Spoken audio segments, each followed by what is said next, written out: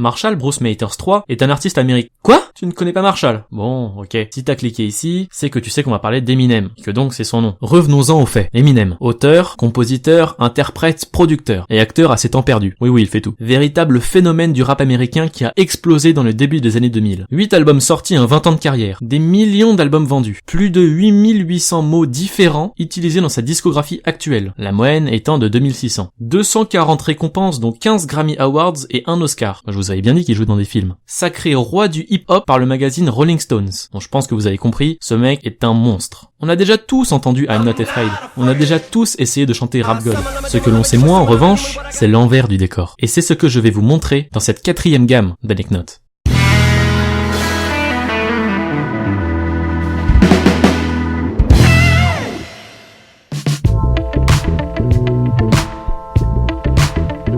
Après avoir sorti son 2e album en 1999, The Slim Shady LP, qui fait un carton aux États-Unis, Eminem décide de créer son label discographique de hip-hop américain, Shady Records. Là vous me direz, ouais ok mais y a rien de drôle ou d'insolite, plein d'autres artistes ont créé leur propre label. Ce à quoi je répondrai que... vous avez raison. Mais c'est pas fini. Une légende raconte que pour être accepté à Shady Records, il faut défier le boss du rap game, Eminem au cas où si vous êtes un peu lent à comprendre, en battle de rap. Quand on sait qu'il n'y a que 10 artistes qui font partie du label, on se dit qu'il doit y en avoir plus d'un à s'y être cassé les dents. Tu fais quoi quand tu t'ennuies toi? Moi je regarde des vidéos YouTube, j'écoute de la musique, je travaille parfois mon piano et ma guitare, mais rien de bien créatif en soi. Figure-toi qu'Eminem, lui, il a passé la plus grande partie de son enfance à étudier des heures et des nuits le dictionnaire, afin d'étendre son vocabulaire, afin de trouver la rime qui change sa chanson. Par exemple, il a été montré qu'Eminem est le grand vainqueur de l'artiste qui utilise le plus large vocabulaire, avec exactement 8818 mots différents, utilisés dans toute sa discographie. En même temps, quand on voit que rien que dans le single Rap God, il y a 1560 mots en tout, ça donne le vertige. Bon, désolé, mais je risque de briser le mythe. Il est connu qu'Eminem a plusieurs alias. Slim Shady, Eminem, un des mecs du groupe des 12, bon ok celui-là pas trop, et Marshall, son prénom. Maintenant, est-ce que vous connaissez le pourquoi du comment il a choisi Eminem? Pour faire court, son vrai nom est Marshall Bruce Mathers III, soit Marshall Mathers en plus court. Si on prend les deux initiales, ça nous donne MM, ce qui fait M et M, Eminem. Oui, comme la marque de confiserie. Il a d'ailleurs dû changer de nom à cause de ça, et a adopté Eminem, qui est en fait M et M dit phonétiquement.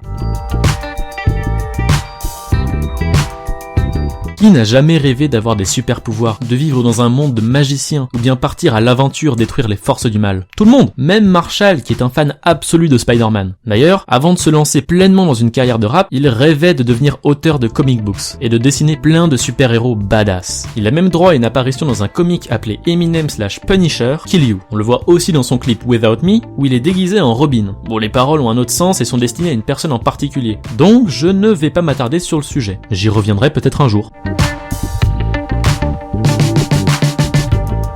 Eminem a une enfance difficile. Vivant à Détroit la plus grande partie de son enfance, il se fait régulièrement tyranniser par ses camarades de classe. À l'âge de 9 ans, Marshall se fait tellement frapper qu'il reste dans le coma plusieurs jours, après que sa tête ait cogné violemment le sol de l'école. Il raconte d'ailleurs ce moment de sa vie dans la chanson Brain Damage. Mais ce n'est pas tout. Pendant son adolescence, il subit régulièrement des humiliations et des passages à tabac de la part des jeunes qu'il fréquente à cause de sa couleur de peau, blanche, en plus d'être maigre comme une crevette.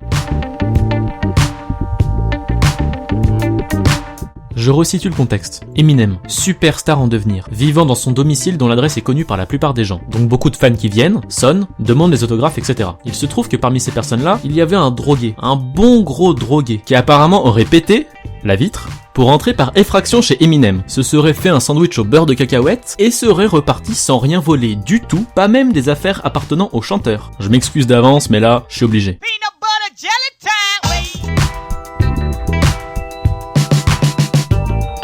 Qui aurait cru qu'Elton John et Eminem soient copains comme cochons? Figurez-vous que depuis leur mauvaise période drogue, dans le début des années 2000, leur soutien mutuel et leur duo sur la chanson Stan d'Eminem pour les Grammy Awards, ces deux artistes ne se lâchent plus. Alors vous vous doutez bien qu'au moment du mariage d'Elton John avec son partenaire David Furnish en 2014, Eminem ayant une réputation d'homophobe, malgré plusieurs interviews stipulant le contraire, il n'a pas pu s'empêcher de faire un petit cadeau à son ami pour fêter cette nouvelle. Devine ce qu'il lui a offert. Il lui a offert 2 magnifiques anneaux pour le pénis en diamant, dans un superbe boîtier tendu de soie. C'était plutôt une bonne idée comme cadeau.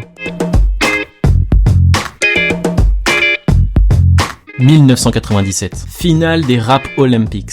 Eminem versus Otherwise. Gros enjeu pour peut-être un début de carrière. Son adversaire étant connu dans le milieu et ayant des fans sur place, Eminem part donc avec un désavantage. Il commence à rapper, mais est complètement décontenancé par l'attitude de son adversaire. En effet, Marshall raconte dans une interview que Otherwise serait allé se cacher derrière un écran pendant qu'il rappait, et qu'ensuite, il aurait carrément quitté la scène, comme si le duel n'avait même pas lieu. Bref, Eminem est dévasté après la compétition, pensant qu'il avait été ridicule et que sa carrière était terminée, avant même d'avoir vraiment commencé. Quelques semaines plus tard, il reçoit un appel d'un certain Dr. Dre qui voudrait le rencontrer. Pour l'anecdote, Eminem serait arrivé au rendez-vous avec des habits entièrement jaunes qu'il aurait eu grâce à un sponsor parce qu'il n'avait pas l'argent pour acheter des vêtements corrects. Dre lui aurait d'ailleurs dit qu'il ressemblait à une banane. Comme quoi, c'est après une défaite qu'Eminem, le roi du hip-hop, est véritablement né. Nous voilà à l'octave, ça veut dire que cette gamme d'anecdotes est maintenant terminée. Mets une petite note en l'air si tu as apprécié l'épisode, abonne-toi et partage la vidéo, ça fait toujours plaisir. Tu peux cliquer ici pour regarder la précédente vidéo. On parlera de personnalités multiples, de Bob l'éponge et d'un régime très spécial dans la prochaine gamme d'anecdotes.